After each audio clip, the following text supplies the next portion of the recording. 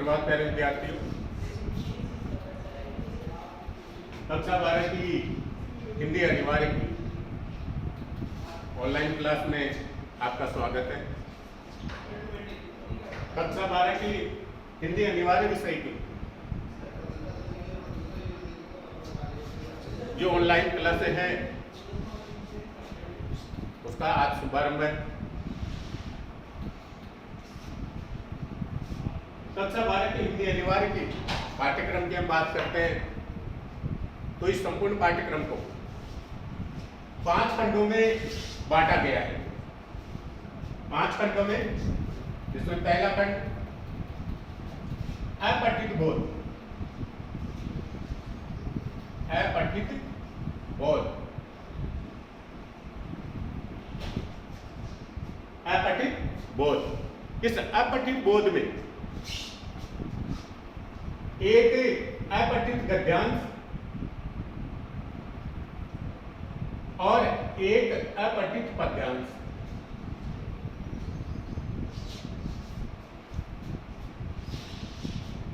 को शामिल किया गया है और दोनों के 4-4 नंबर निर्धारित किए गए, यानी अपठित बोध 8 नंबर का।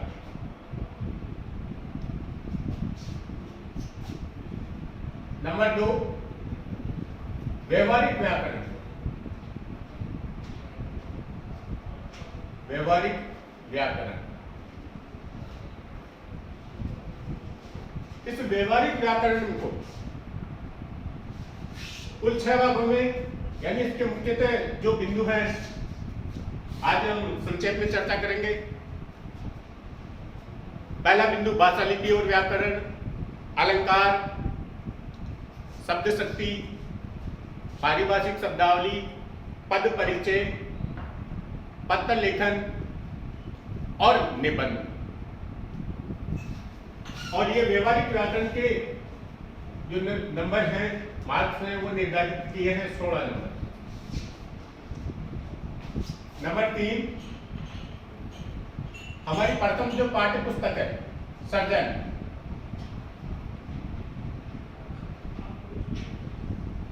उसके कुल मार्क्स निर्धारित किए गए हैं 32 नंबर। नंबर 4 द्वितीय जो पाठ्य पुस्तक है व्युत्पन्न प्रभाव,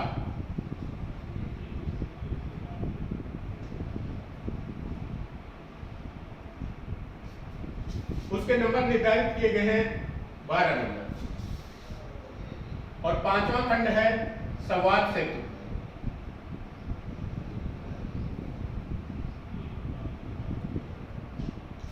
इसके भी कुल 12 नंबर निर्धारित किए गए हैं। तो कुल मिलाकर 8, 16, 24 ये हो जाते हैं आपके कुल 80 मार्क्स।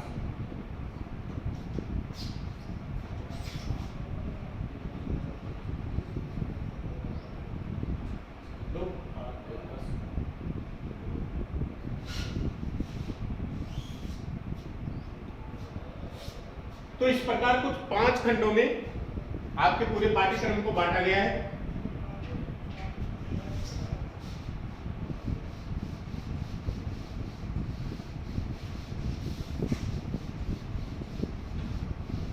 अब हम बात करते हैं हमारी व्यवहारिक व्याकरण के बिंदु की। तो व्यवहारिक व्याकरण के बिंदु में पहला बिंदु है भाषा, लिपि और व्याकरण। भाषा, लिपि और व्याकरण। सबसे पहले हम करते हैं भाषा की बात।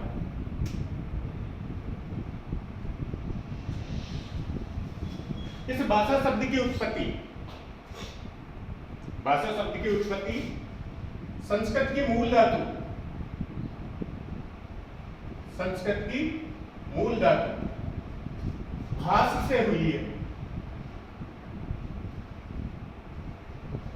भाषा शब्द की उत्पत्ति संस्कृत की मूल धातु भाष से हुई है। भाषा शब्द की उत्पत्ति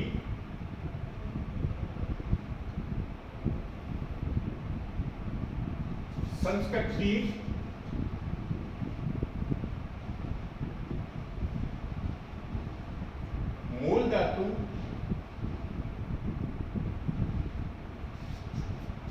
बास शब्द से हुई है। बास शब्द से हुई है।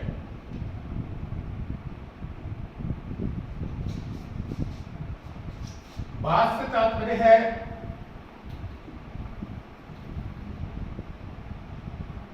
तात्पर्य है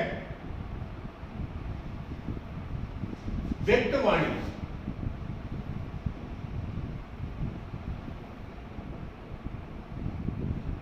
व्यक्तवाणी। प्यारे विद्यार्थियों, मनुष्य एक सामाजिक प्राणी है। उसे समाज में रहने के लिए अपने विचारों का आदान प्रदान करना पड़ता है, अपने मन के भावों को दूसरों के सामने व्यक्त करना पड़ता है और अपने मन के विचारों और भावों को वह वाणी के माध्यम से व्यक्त करता है। वाणी के माध्यम से व्यक्त करता है। प्राचीन काल में जब भाषा का विकास नहीं हुआ था तो लोग एक दूसरे के सामने केवल संकेतों के माध्यम से अपने मन के विचारों और भावों को व्यक्त करते थे। फिर धीरे धीरे जैसे जैसे मानव का विकास होता गया, भाषा का भी विकास होता गया। तो कुल मिलाकर हम ये कह सकते हैं कि व्यक्ति अपने मन के विचारों और भावों को जिस माध्यम से व्यक्त करता है, व्यक्ति अपने मन के भावों और विचारों को जिस माध्यम से व्यक्त करता है वह माध्यम ही भाषा कहलाती है। भाषा और मनुष्य दोनों एक दूसरे के पूरक हैं, दोनों एक दूसरे के विकास के स्रोत हैं। भाषा से ही मनुष्य का विकास हुआ और मनुष्य से ही भाषा का विकास हुआ। तो इसकी सीधी सरल भाषा में परिभाषा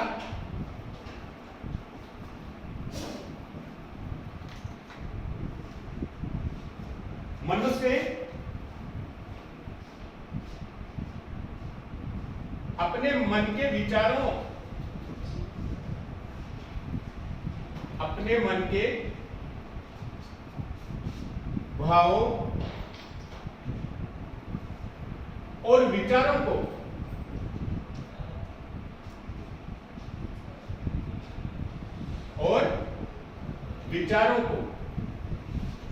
जिस माध्यम से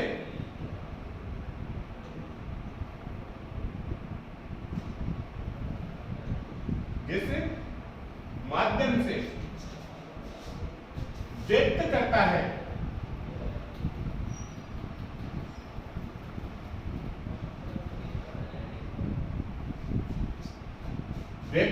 करता है, वह माध्यम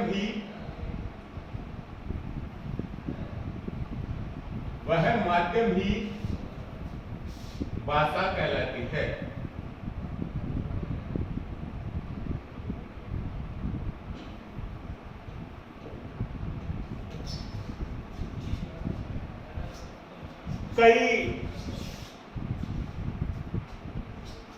कई लोग अपने मन के भावों और विचारों को मुंह से बोलकर व्यक्त करते हैं, तो कई लोग अपने मन के भावों और विचारों को लिखकर व्यक्त करते हैं। जैसे नेताजी भाषण सुनाते हैं तो वो अपने मन के विचारों और भावों को भाषण के माध्यम से अर्थात मौखिक रूप से सामने उपस्थित जन समूह के सामने व्यक्त करता है। यदि कोई मित्र अपने दूसरे मित्र को जो कि उससे दूर रहता है,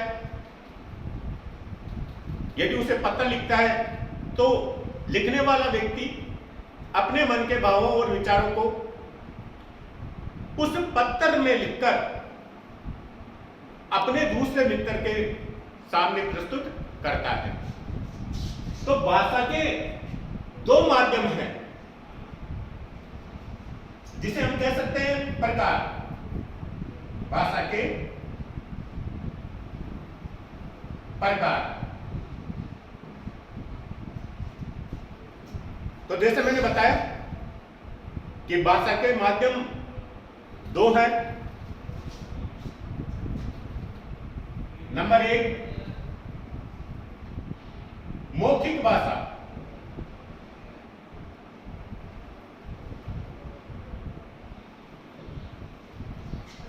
मौखिक भाषा जैसे मैंने बताया कि व्यक्ति अपने मन के विचारों को और मन के भावों को यदि मुख से बोलकर व्यक्त करे,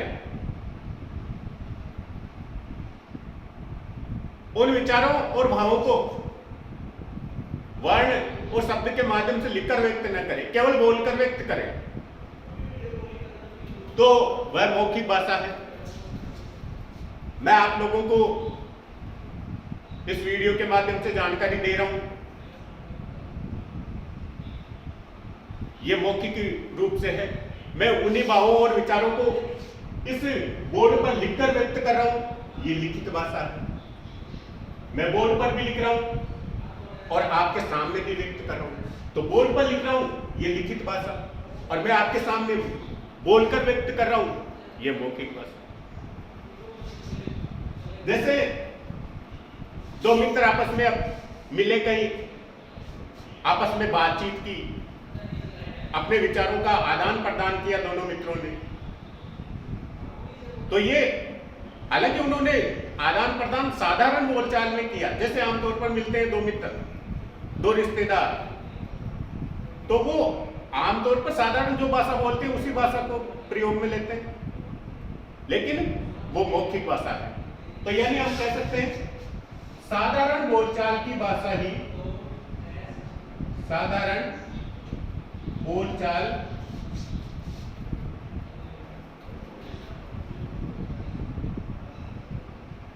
की भाषा मौखिक भाषा कहलाती है। मौखिक भाषा कहलाती है।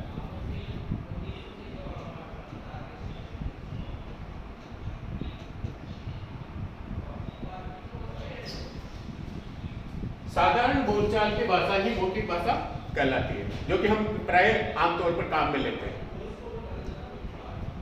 नंबर 2 लिखित भाषा।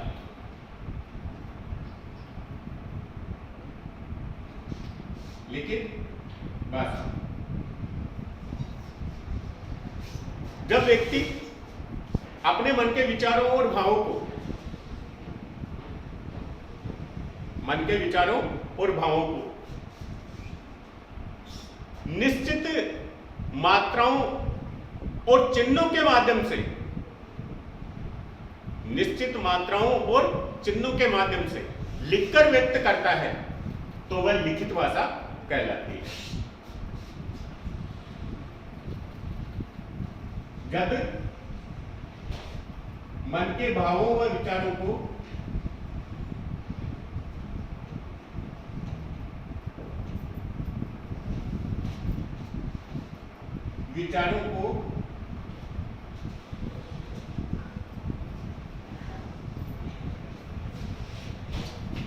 निश्चित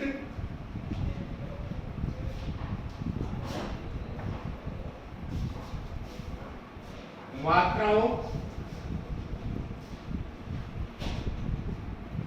और चिन्हों के माध्यम से या के द्वारा लिखकर व्यक्त किया है।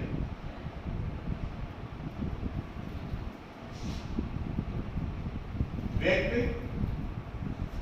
की जाने वाली भाषा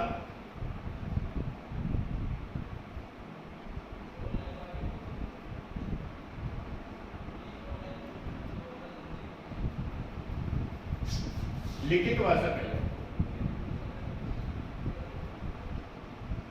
लिखित भाषा कहलाती है।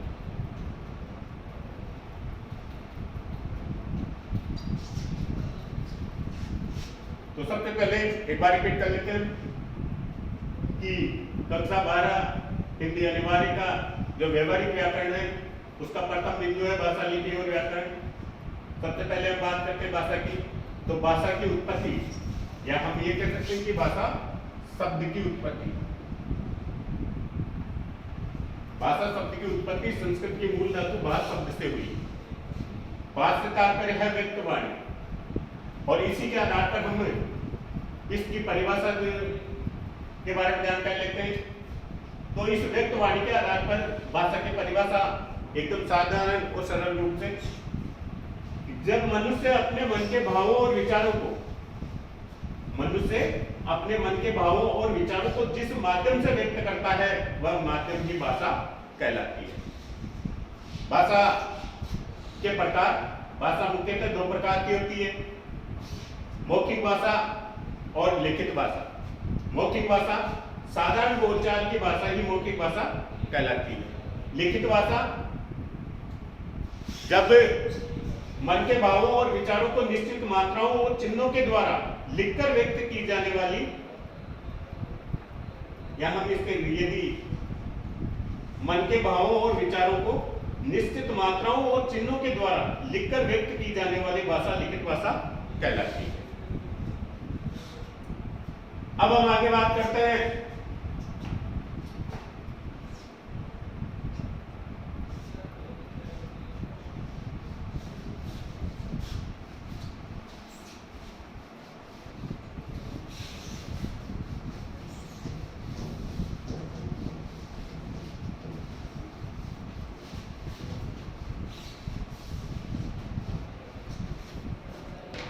अब कई बार होता है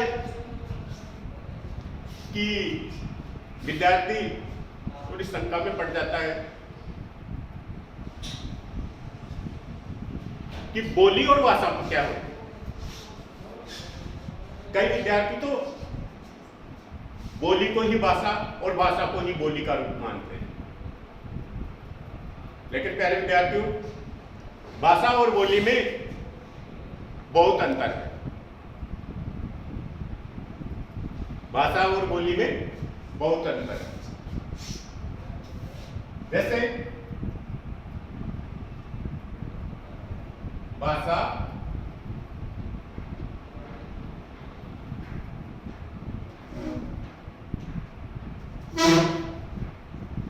और बोली में, भाषा और बोली, भाषा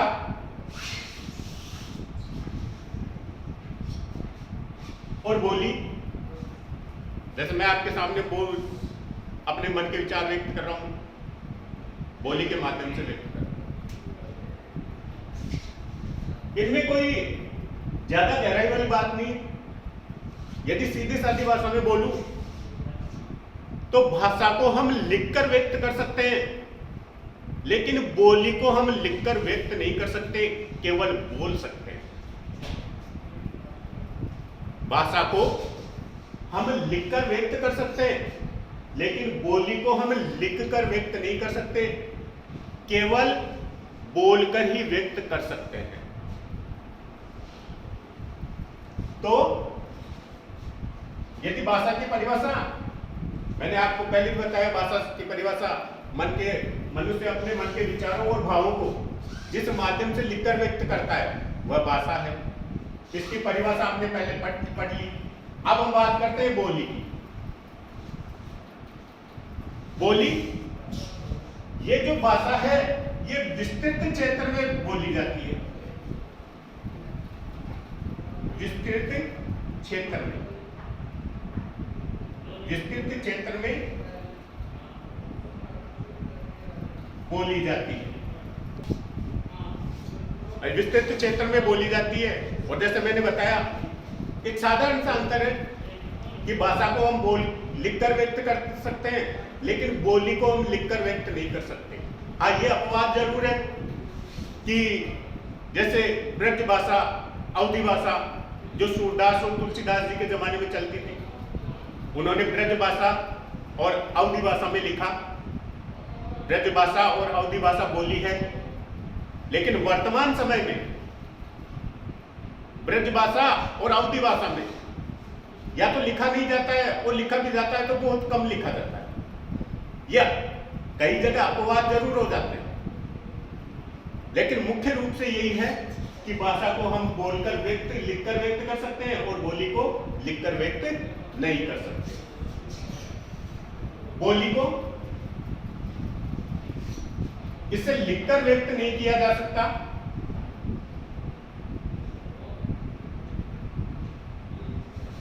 व्यक्त नहीं करते हैं, नहीं किया जाता।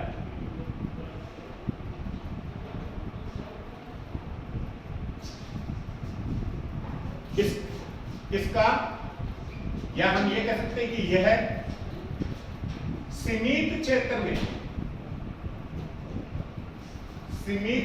में बोली जाती है,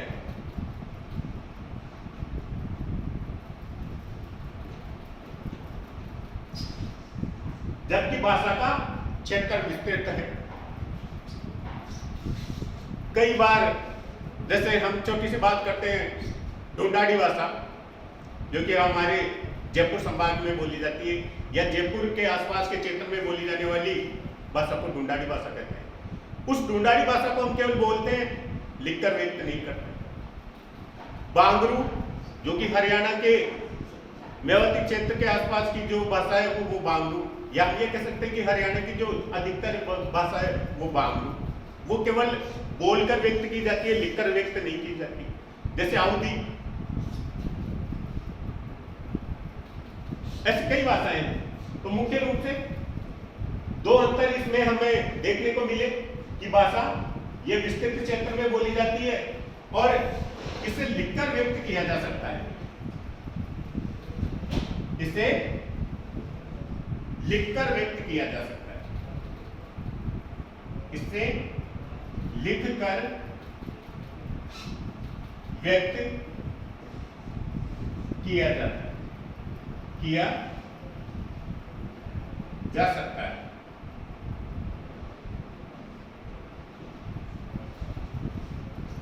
जबकि जो बोली है इससे लिखकर व्यक्त नहीं किया जा सकता और यह सीमित क्षेत्र में बोली जाती है।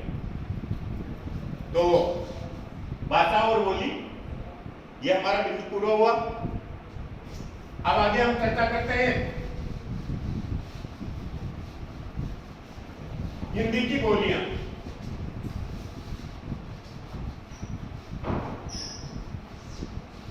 हिंदी की बोलियां हमारा अगला बिंदु।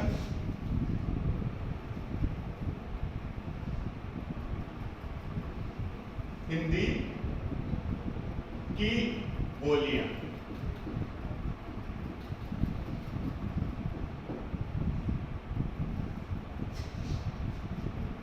हिंदी की बोलियों में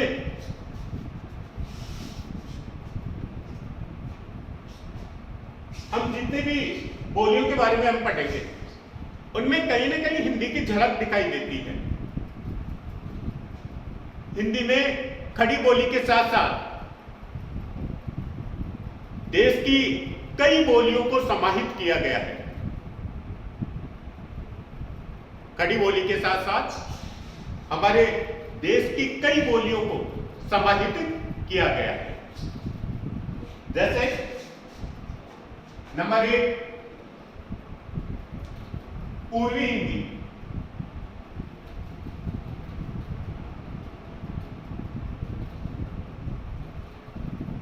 पूर्वी हिंदी, पूर्वी हिंदी जो कि लगभग हम मानते हैं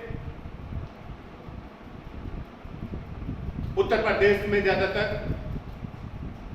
जैसे अवधी, बघेली, छत्तीसगढ़ी। अवधी, बघेली और छत्तीसगढ़ी इन्हें पूर्वी हिंदी के रूप में जाना जाता है। अवधी, बघेली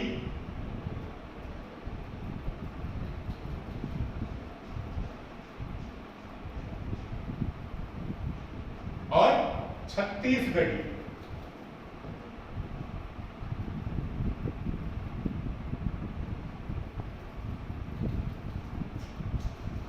अवधी ये उत्तर प्रदेश में बोली जाती है और ये प्राय छत्तीसगढ़ में बोली जाती है। फिर हम बात करते हैं पश्चिमी हिंदी की। हमारा राजस्थान भी पश्चिम में है, पश्चिमी हिंदी। इस पश्चिमी हिंदी की बोलियों में खड़ी बोली,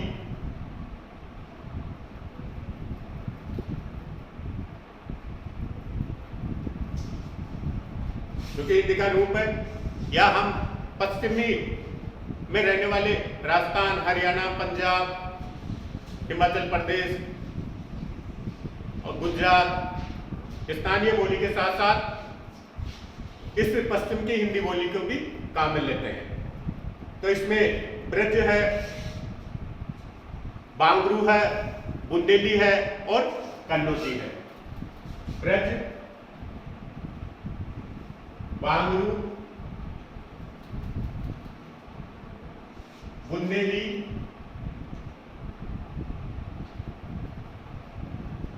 और कन्नौजी, ये पश्चिमी हिंदी। नंबर 3, फिर हम बात करते हैं पहाड़ी। पहाड़ी हिंदी। पहाड़ी हिंदी में हम सब जानते हैं, हमारे भारत के उत्तर में चले जाओ जो पहाड़ी क्षेत्र में है और इनमें पहाड़ी हिंदी में कुमाऊनी, कुमाऊनी, गढ़वाली, कुमाऊनी और गढ़वाली 2 प्रमुख भाषाएं। फिर हम बात करते हैं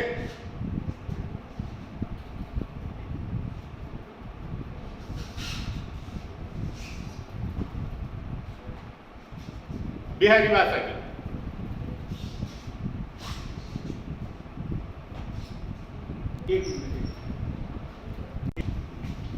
तो फिर आगे हम बात करते हैं राजस्थानी हिंदी। राजस्थानी हिंदी में मारवाड़ी, मेवाती और हाड़ौती और ढूंढाड़ी। मारवाड़ी, मेवाती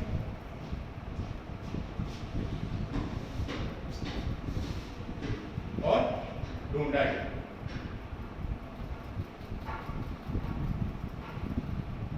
ये प्रमुख बोलियां हैं। तो प्यारे विद्यार्थियों, आज हमने कक्षा 12 के अनिवार्य हिंदी के पाठ्यक्रम के व्यवहारिक व्याकरण के प्रथम बिंदु भाषा लिपि और व्याकरण में भाषा के बारे में महत्वपूर्ण जानकारी प्राप्त की।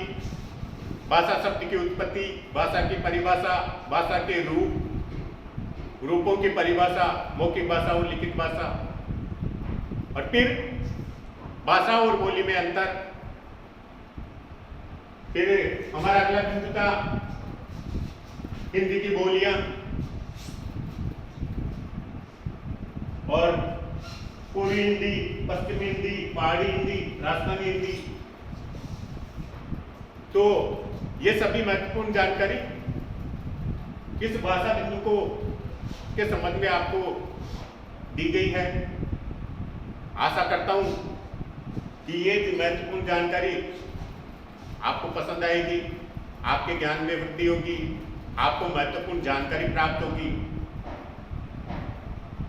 और अगले वीडियो में हम इसी बिंदु के लिपि और व्याकरण के बारे में महत्वपूर्ण जानकारी प्राप्त करेंगे। मेरी आप सभी विद्यार्थियों से